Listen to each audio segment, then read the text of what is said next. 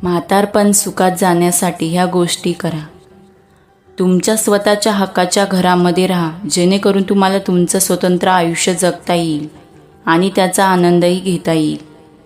तरुणपणात काम करण्याची सवय लागलेली असते, त्यामुळे हळूहळू सगळे अधिकार सोडून देणे, सगळ्यात उत्तम शांतपणे आणि तटस्थपणे जगायला शिकता आलं पाहिजे. म्हातारपण म्हणजे परावलंबी असणं हे आधी मान्य करा. आपण असे तरुण असल्यासारखे जोमाने राहायला जाऊ नका. तुमचा बँक बॅलन्स आणि भौतिक संपत्ती तुमच्या जवळ ठेवा. कोणावरही आंधळं प्रेम करून आपली संपत्ती कोणाच्याही नावावर करण्याची अजिबात घाई करू नका. सुनांच्या नवऱ्यांना जसं आवडेल तसं सुनांना राहू द्या. तुम्ही सुनांकडून कोणतीही अपेक्षा ठेवू नका.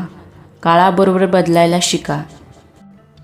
तुमच्या मुलांवर तर अजिबात अवलंबून राहू नका की ते तुमची वृद्ध काळात सेवा करतील. कारण काळ बदलल्याने त्यांचा प्राधान्यक्रम बदलतो आणि कधीकधी इच्छा असतानाही ते काहीही करू शकत नाहीत. त्यामुळे तुम्ही तुमच्या मुलांना समजून घ्या. तुम्ही कोणालाही काही समजवण्याच्या भानगडीत पडायचं नाही. काही माणसं मरताना देहदान करतात, मग रुग्णालयात त्यांच्या शरीरावर प्रयोग होतात. तसेच म्हाताऱ्या माणसावरही मरण्याच्या अगोदर कुटुंबात प्रयोग सुरू असतात. रुग्णालयात तो देह तक्रार करतो का? नाही. तशी आपणही कुटुंबात तक्रार करायची नाही. घरामध्ये हक्क गाजवायचे कर्तेपणा सोडून द्यायला शिका. कोणावरही उपदेश करायला जाऊ नका. घरातल्यांना आवडेल तितकंच त्यांच्यावर प्रेम करा. तुमच्या फ्रेंड सर्कलमध्ये अशा लोकांना समाविष्ट करा ज्यांना तुमचं जीवन आनंदी पाहायचं आहे. म्हणजेच तुमच्या शुभचिंतकांना जवळ ठेवा किंवा तुम्ही त्यांच्याजवळ राहा. स्वतःची तुलना इतरांशी करू नका आणि कोणाकडूनही अपेक्षा ठेवू नका. अगदी स्वतःच्या मुलांकडून देखील कोणतीच अपेक्षा ठेवू नका. घरात कोणी नवीन आलं की लगेच त्यांची पंचायती सुरू करू नका. तुमच्या मुलांच्या आयुष्यात ढवळाढवळ करू नका. त्यांना त्यांचं आयुष्य त्यांच्या पद्धतीने जगू द्या आणि तुम्ही तुमचं राहिलेलं आयुष्य तुमच्या पद्धतीने आणि आनंदाने जगा. आपला काळ आता गेला. आताची ही पिढी आपल्याला बिघडलेली वाटते, पण ती तिच्या जागी बरोबर आहे. पुढची पिढी यापेक्षा आधुनिक असेल. आपण तरुण असतानाच्या काळात जर मोबाईल, स्मार्टफोन असते तर आपणही हेच केलं असतं की नाही?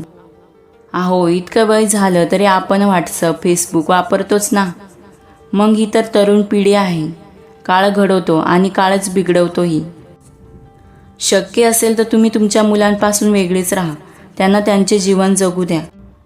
त्यांच्या खूप जवळ जाल तर कायमचे दुरावाल.